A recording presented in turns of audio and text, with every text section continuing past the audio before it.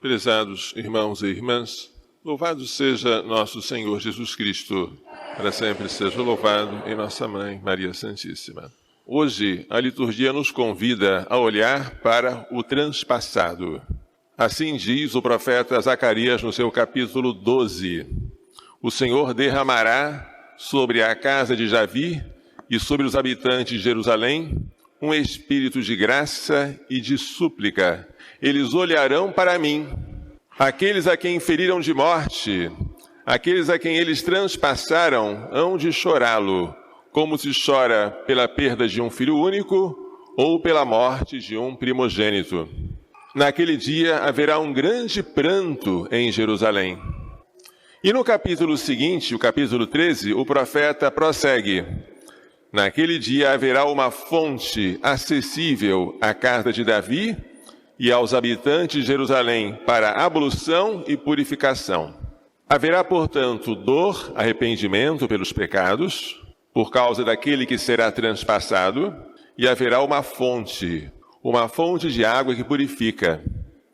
Esta fonte é o coração de Jesus, do qual jorrou sangue e água. A água lembra o batismo, que nos purifica do pecado. E o sangue lembra a Eucaristia, que nos alimenta.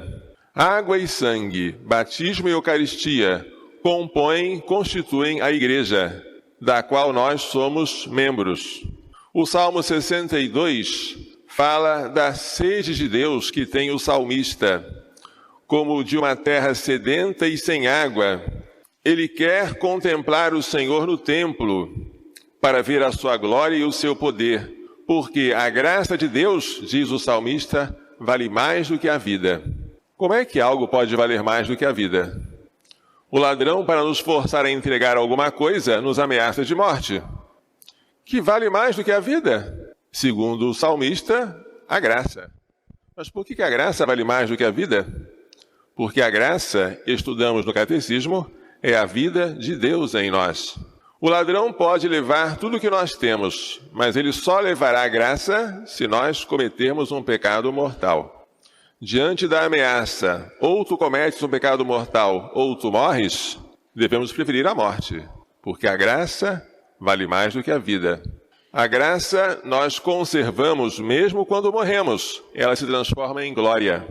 E de que adianta a nós ganharmos uma vida longa se perdermos a vida eterna? A carta de São Paulo aos Gálatas diz que, pela fé em Cristo Jesus, todos nós somos filhos de Deus. Todos nós que fomos batizados em Cristo, batizados, entenda-se, mergulhados em Cristo, vos revestiste de Cristo. Cristo é uma roupa que nos envolve. Esta roupa branca que aparece nas cerimônias de batismo, tanto de crianças como de adultos. Batizados, nós agora somos todos iguais em dignidade. O que vale já não é mais ser judeu nem grego, escravo nem livre, homem nem mulher. Todos vós sois um só em Jesus Cristo. Somos filhos de Deus, somos iguais. Não há escravo nem livre, não há mais. Nem judeu ou grego, homem e mulher. Um só em Cristo, Pai assim o quer. O Evangelho apresenta hoje Jesus no lugar retirado, perguntando aos discípulos, primeiro, quem o povo diz que ele é. Segundo, o que eles próprios dizem que ele é. O povo está dividido. A opinião pública não é unânime.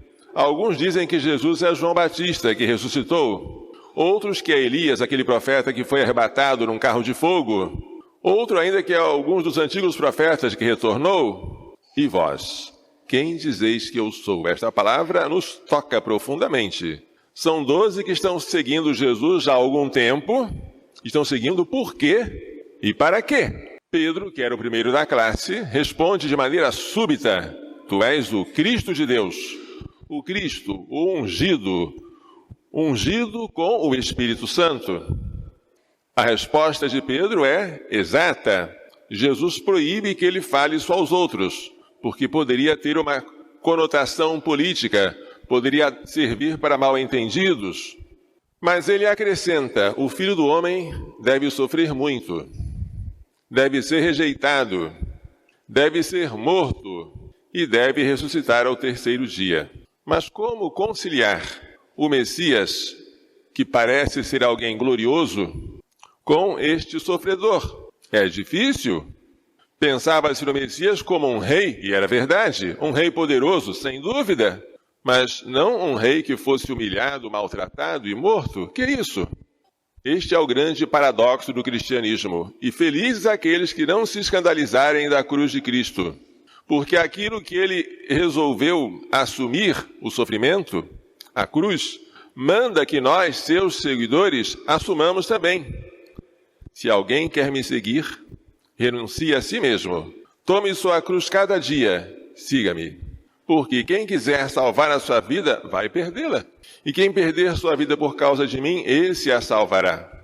Se alguém nos perguntar, o que você está fazendo aqui na terra? A resposta poderá ser, estou aqui para amar a Deus e ao próximo, está certo. Mas você pode responder também de maneira correta, eu estou aqui para perder a vida. Como é que eu perco a minha vida? Como a vela do altar vai se consumindo. Quanto mais ela se consome, mais ela aquece e ilumina os que estão em volta. Eu perco a minha vida como o rio que deságua no mar. Ele se perde para que o mar se encha. Nós não estamos aqui para gozar a vida e para obter frutos terrenos. Assim pensam os que têm a vista rasteira, porque não conhecem as coisas do alto. Nós que temos os corações voltados para o alto, estamos aqui para renunciar a nós mesmos, para carregar a nossa cruz, para seguir a Jesus na sua paixão, na sua morte e depois participar com ele da sua glória. O centro do cristianismo é a cruz. O centro da cruz é o crucificado. O centro do crucificado é o seu coração, que pulsa por nós. E no centro deste coração há um buraco causado por uma lança. Este coração esvaziou-se de si para nos encher dele. E Jesus não poderia ter sido mais claro em ensinar que nós não podemos ser cheios de nós mesmos. Temos que nos esvaziar de tudo, porque ele se esvaziou de tudo em nosso favor. Quem quiser ficar cheio de si, terá como castigo não se encher dele. Quem quiser viver, terá como castigo não alcançar a vida. Mas quem acompanhar Jesus na sua paixão, não apenas de maneira resignada, mas alegre, voluntária, terá como recompensa a mesma glória que ele recebeu do Pai depois de ressuscitado. Esta é a nossa esperança, esta é a nossa alegria. Vamos pedir a Maria Santíssima, que obteve esta glória e hoje está no céu vestida de sol, que nos faça entender e pôr em prática as lições desta liturgia. Louvado seja nosso Senhor Jesus Cristo. Para sempre seja louvado em nossa Mãe Maria Santíssima.